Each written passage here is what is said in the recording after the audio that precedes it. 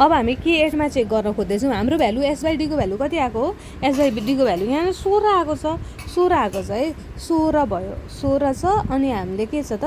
16 S/D भनेको के रहेछ त हाम्रो S/D भनेको 16 भन्दा यो S/D 16 छ हैन 11 भन्दा के हुन्छ त S/D ठुलो हो S/D ठुलो हो हैन अनि अर्को के हुन्छ त यो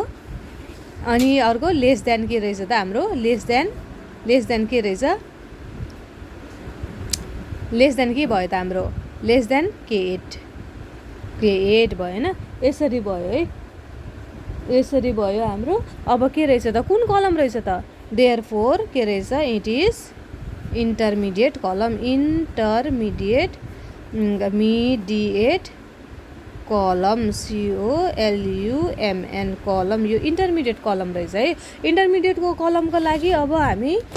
के हेर्छौँ त FC हेर्छौँ है FCP हेर्छौँ FCP सी भन्दा पनि यहाँनेरि के हेर्नुपर्छ भनेर पनि यही छ है त्यो कन्फ्युज हुने चाहिँ प्र्याक्टिस गरेन भने त कन्फ्युज हुन्छ तर यही नै रहेछ है यो भयो इन्टरमिडिएट कलम भयो है अब इन्टरमिडिएट कलम यो सर्ट कलमको लागि थियो यहाँ चेक गरिहाल्यौँ अनि के छ त सर्ट कलमको लागि छ हैन हाम्रो इन्टरमिडिएट कलम भनिसकेपछि के रहेछ त FC पर्मिसिबल स्ट्रेस भनेको कति रहेछ त अब पर्मिसिबल कम्प्रेसिभ स्ट्रेस भनेको F = FCP 1 - 1/3 S अनि K8 D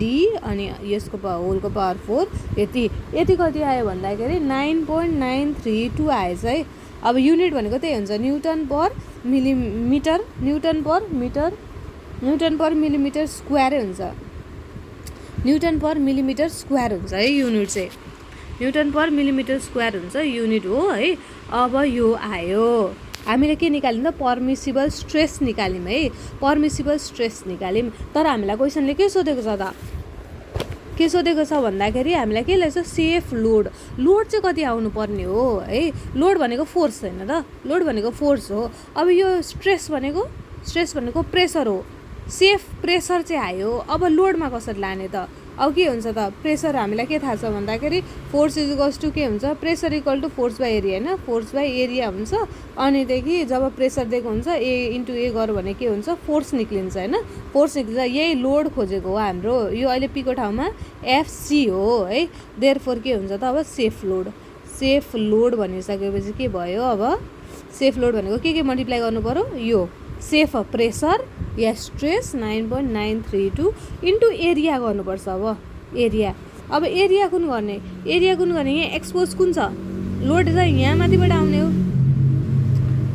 आउने हो लोड भनेको त है यहाँ माथिबाट आउने हो लोड भनेको त लोड माथिबाट आउने भनिसकेपछि कुन पार्टलाई एक्सपोज छ यहाँनेरि यो माथिल्लो पार्ट भनेको रेक्ट्याङ्गल छ रेक्ट्याङ्गल पनि भन्ने हैन यहाँनेरि स्क्वायर छ किनभने 250 × 250 छ अब एरिया भनेको के हुन्छ त स्क्वायरको भनेको 250 × 250 गर्दिने मिलिमिटरको 932 × मिलिमिटर 250 × 250 भनेपछि हाम्रो कति आउँछ त यो न्युटनमा आउँछ यही हो हाम्रो एन्सर है यही हो यो सिम्पल क्वेसन छ एउटा